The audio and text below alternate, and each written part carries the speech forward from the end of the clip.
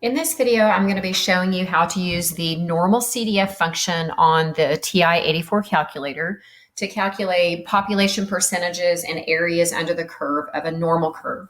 So this is a continuation of problem number 2 on the empirical rule and normal distribution lesson. And we're actually going to be starting on letter J and finishing up through L. So the problem says that I need to consider that 100% of the linemen are included in the distribution. What percent of linemen weigh more than Marcus? So what I'm trying to do is actually calculate this shaded area under the curve. And I'm going to be using the population mean and standard deviation that were given. So those values are 284.6 and 5.3. So because I need to know Marcus, I actually copied letter I, and I need to look up and see that Marcus weighs 275 pounds.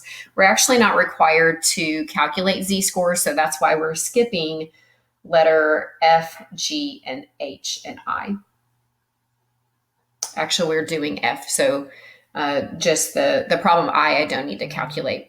But I do need to know that Marcus weighs 275. So if I want to calculate 275 and to the right, then I'm actually going to be calculating the probability that the data value is greater than 275.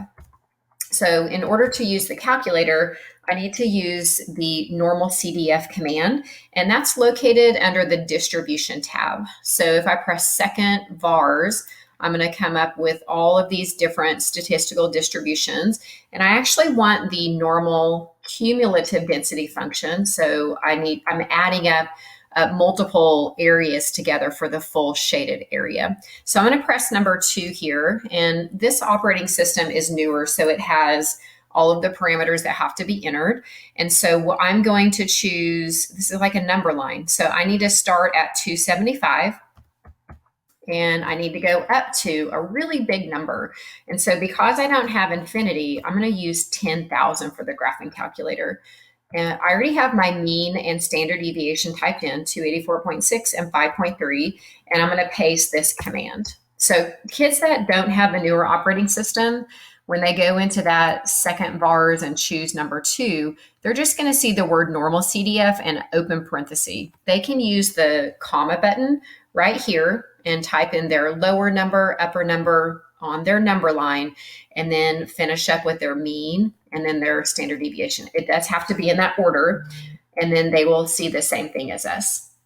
So when we press enter, we get 0.9650 rounded to 4 decimals. The question actually says what percentage, so we would say 96.50% of linemen weigh more than Marcus.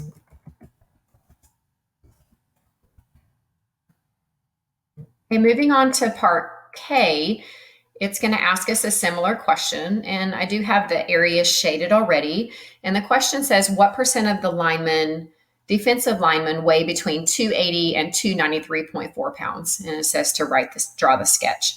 So I still have the same mean and standard deviation from before, but in this case, I'm actually finding the probability that the data value is between 280 and 293.4.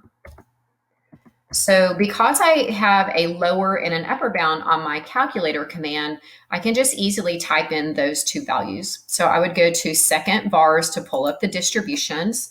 I need the normal cumulative density function, number 2, and I need to type in 280, 293.4, and keep the same mean and standard deviation. Paste and calculate. So the value that I'm getting is 0.7589 rounded. And so the question wants this as a percentage. So we have 75.89% of the linemen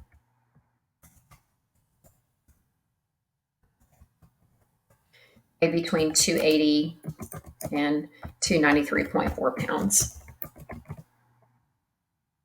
And now the last question is asking us to determine if a certain golf course cart used to transport injured players is only rated to hold up to 300, what percent of the defensive linemen would need a different cart if they were injured? Now, I don't have a graph already shaded here, but if it says, if we want to know if the golf cart can only hold up to 300, what we really need to find is what percent weigh above 300. So if I drew the normal curve, I would want to mark, I'm going to use this one up here, I would want to mark 300, and I would actually have a very tiny shaded area to the right because this is going to be more than 3, or it's going to be almost 3 standard deviations above the mean. And so to calculate that, I could actually see that if I took the mean of 284.6 and I added 1 standard deviation, 2 standard deviations, 3 standard deviations, my data value is going to be 300.5. So 300 is going to be just a touch to the left of that. So what we want to actually calculate is the probability that our players weigh more than 300.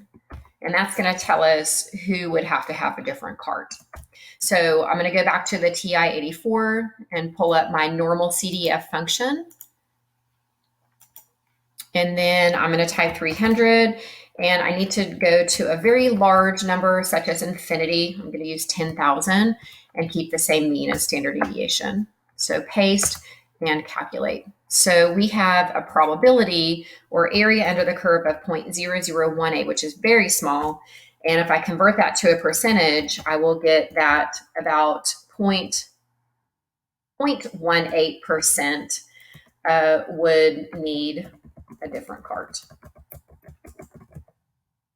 Now these problems on letter L, you could actually calculate the lower tail area. So anything below 300 and subtract from 1, because 100% of the curve falls under, or if all the data values are shaded, 100% would be shaded in. So just to show you what that would look like on the TI-84, we would go to second vars, still pull up the command. And for the lower, I could do a negative 10,000. Now what you have to be careful about is don't use the minus sign, use the negative sign. It will give you a message if you don't. And the upper is 300. And that's going to give us the lower shaded area. If I subtract from 1, I should get the same answer that was calculated before. So here is the answer that we calculated by using the upper.